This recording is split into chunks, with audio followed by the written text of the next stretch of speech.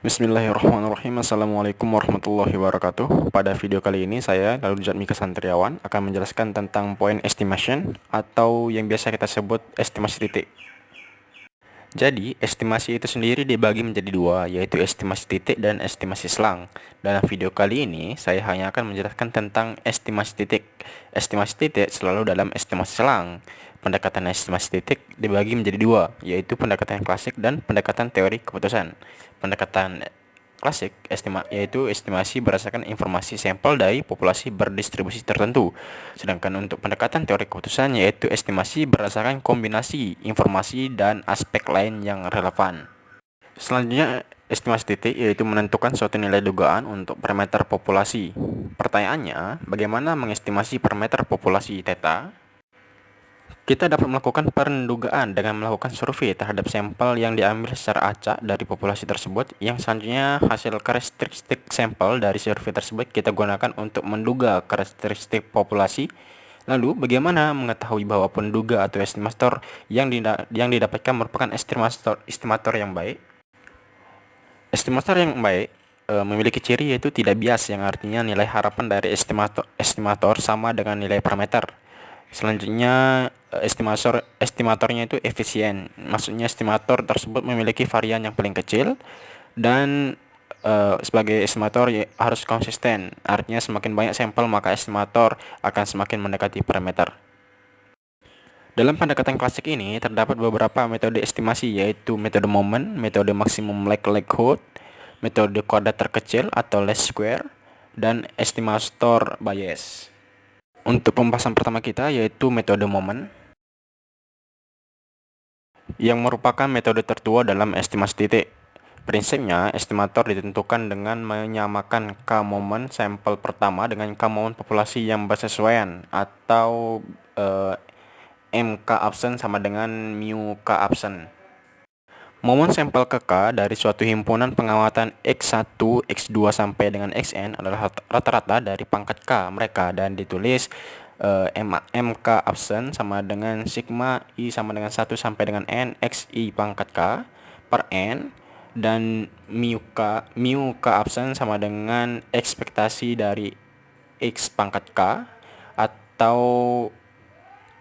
MX absen di mana T-nya sama dengan 0, K yaitu 1, 2 sampai dengan P, dan P yaitu banyak parameter populasi. Oke, kita lihat contoh. Diberikan sampel acak berukuran N dari populasi yang seragam dengan beta sama dengan 1. Gunakan metode moment untuk mendapatkan rumus untuk memperkirakan parameter alfa. Solusinya, persamaannya kita selesaikan dulu, yaitu M1 absen sama dengan mu1 absen, di mana M1 absen sama dengan X bar dan mu1 absen sama dengan alfa plus beta dibagi 2. Karena nilai beta sudah ditentukan yaitu 1, maka kita bisa tulis alfa plus 1 dibagi 2. Dengan demikian X bar sama dengan alfa plus 1 dibagi 2. Dan kita bisa tulis estimasi dari alfa yaitu 2 kali X bar min 1. Dalam pendekatan klasik ini terdapat beberapa metode estimasi, yaitu metode moment, metode maksimum likelihood, metode kuadrat terkecil atau least square, dan estimator bias.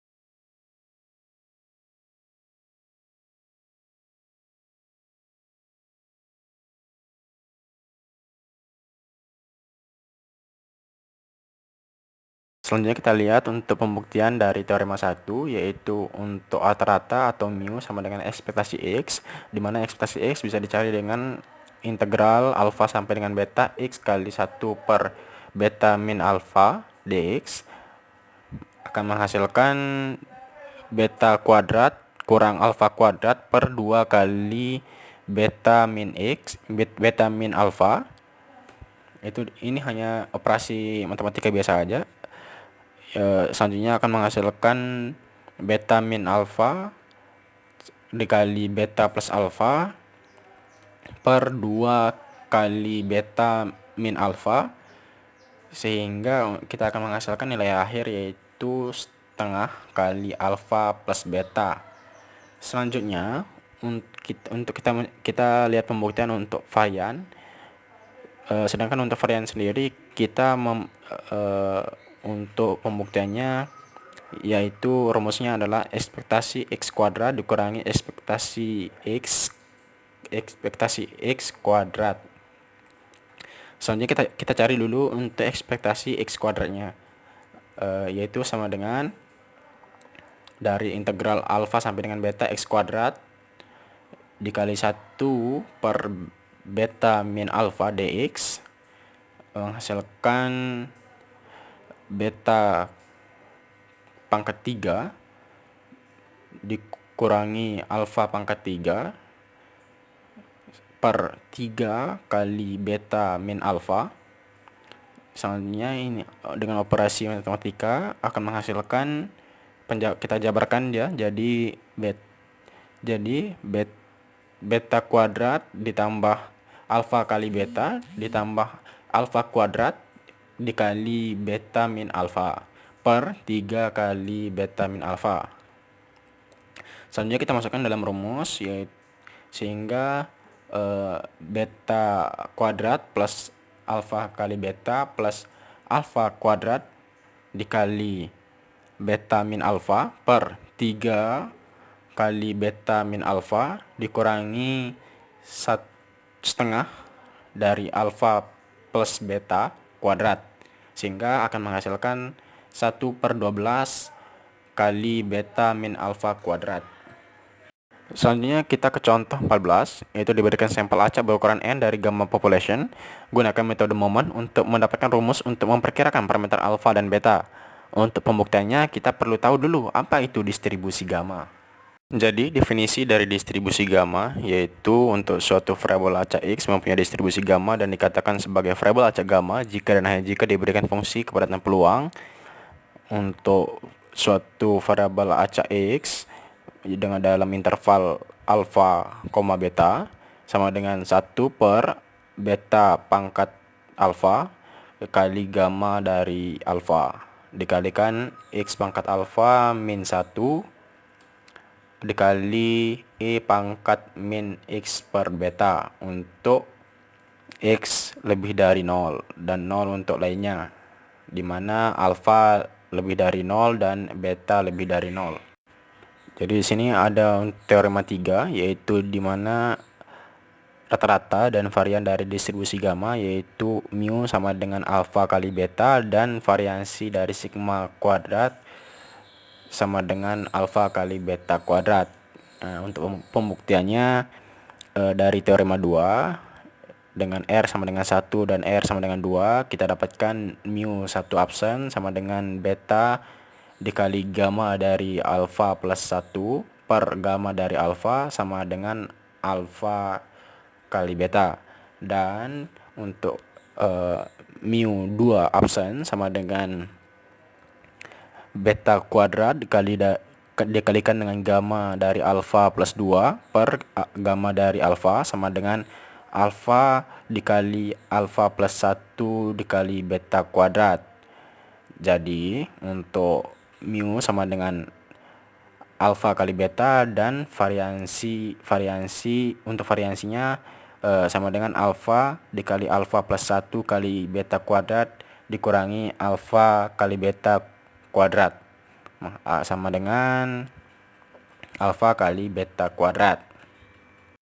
Jadi mu 1 absen itu sama dengan ekspektasi dari X, yaitu menghasilkan alfa kali beta, dan mu 2 absennya itu sama dengan ekspektasi dari X kuadrat menghasilkan alfa kali alfa plus 1 kali beta kuadrat.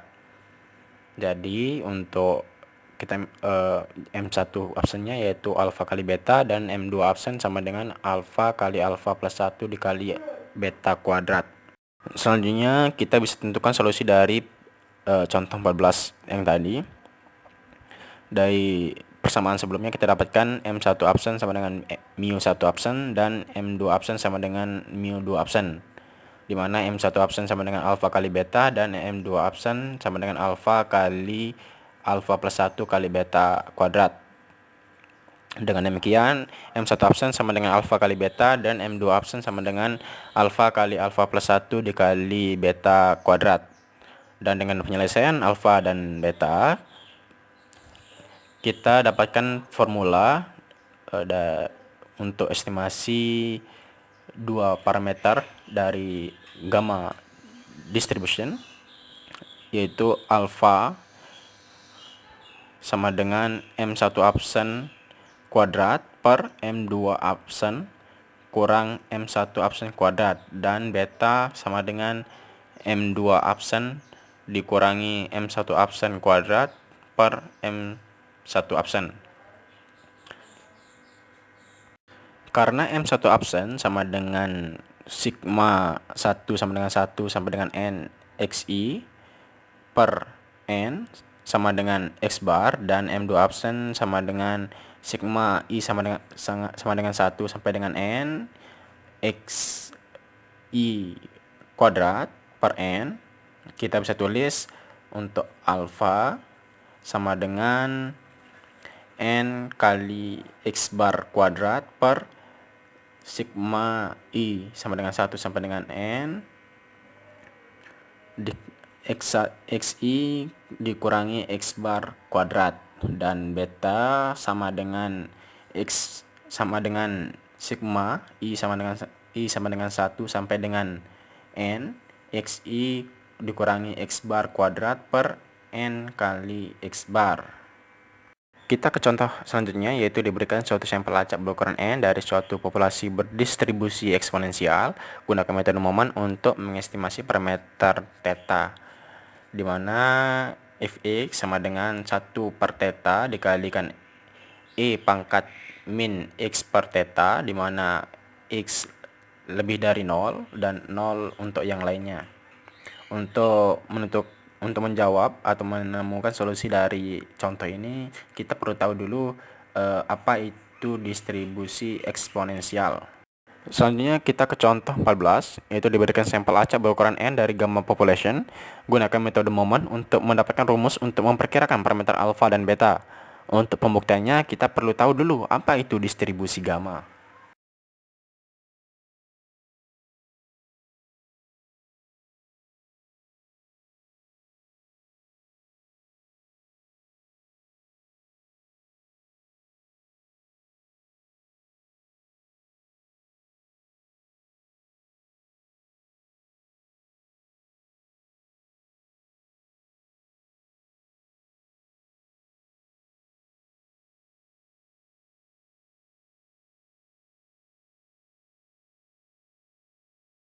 Nah, kita lihat pembuktiannya, yaitu mu1 absen sama dengan ekspektasi X, di mana ekspektasi X yaitu sama dengan integral dari 0 sampai hingga X1 per theta dikalikan E pangkat min X per theta dx.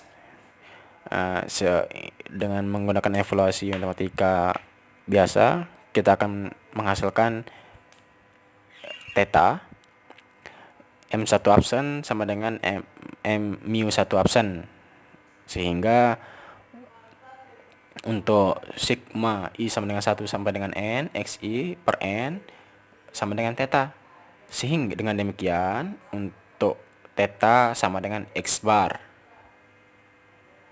yang merupakan metode tertua dalam estimasi titik.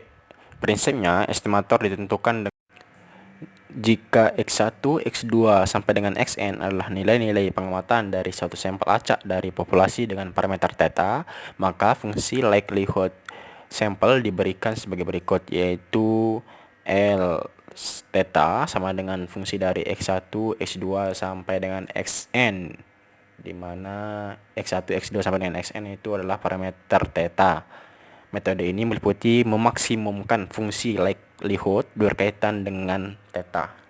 Oke, selanjutnya kita lihat contoh, yaitu diberikan suatu sampel acak berukuran N dari suatu populasi berdistribusi eksponensial.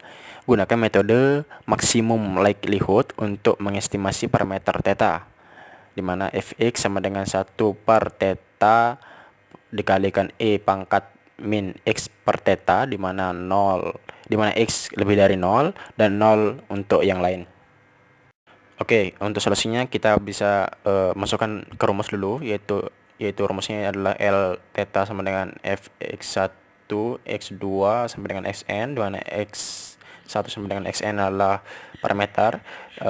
Karena di sini untuk fungsinya adalah sampai dengan xn, kita bisa tuliskan pi i sama dengan 1 sampai dengan n f xi, di mana xi sama adalah parameter theta.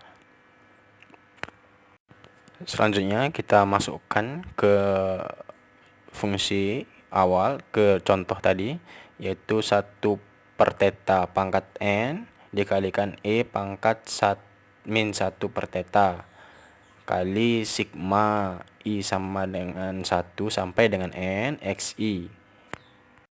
Sehingga dengan perhitungan matematika biasa kita bisa temukan theta pangkat min n dikalikan E pangkat min 1 per theta dikali sigma I sama dengan 1 sampai dengan n xi.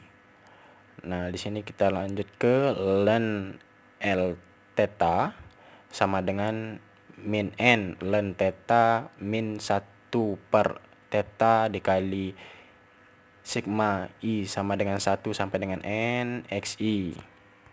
Selanjutnya kita bisa turunkan, yaitu dengan do ln L theta dibagi do theta akan menghasilkan min n per theta plus 1 per theta kuadrat dikali sigma I sama dengan 1 sampai dengan n dikali xi. Nah, sehingga dari turunan tadi untuk do ln L theta per do theta sama dengan 0 dan min n per theta plus 1 per theta kuadrat dikali sigma I sama dengan 1 sampai dengan n xi sama dengan 0. Nah, jadi dapat kita simpulkan theta sama dengan x bar. Nah, selanjutnya di sini diberikan contoh 17 dan 18. Jadi untuk penyelesaiannya di sini bisa dilihat di buku Friend and Walpole.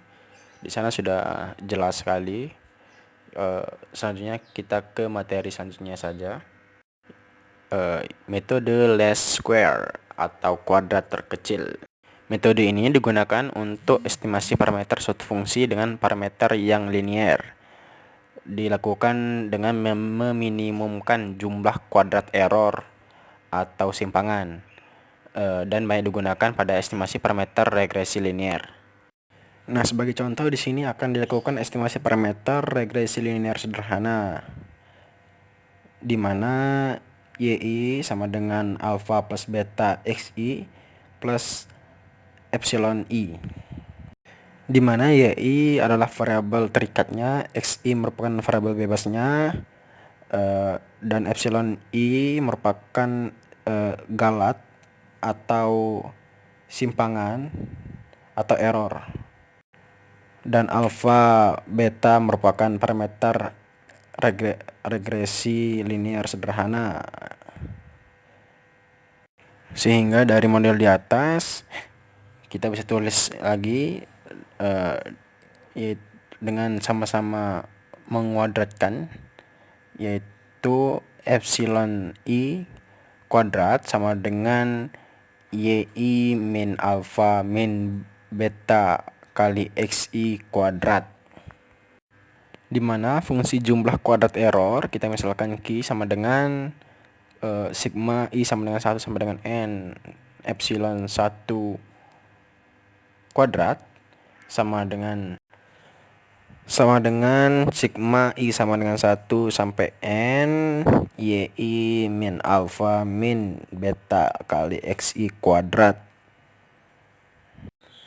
Dan bisa kita turunkan yaitu doki per do alfa sama dengan 0 dan doki per do beta sama dengan 0. Jadi keduanya sama dengan 0. Nah, sehingga dari turunan tadi untuk do len L theta per do theta sama dengan 0 dan min n per theta plus 1 per theta kuadrat dikali sigma i sama dengan 1 sampai dengan n x i sama dengan 0. Nah, jadi dapat kita simpulkan theta sama dengan x bar.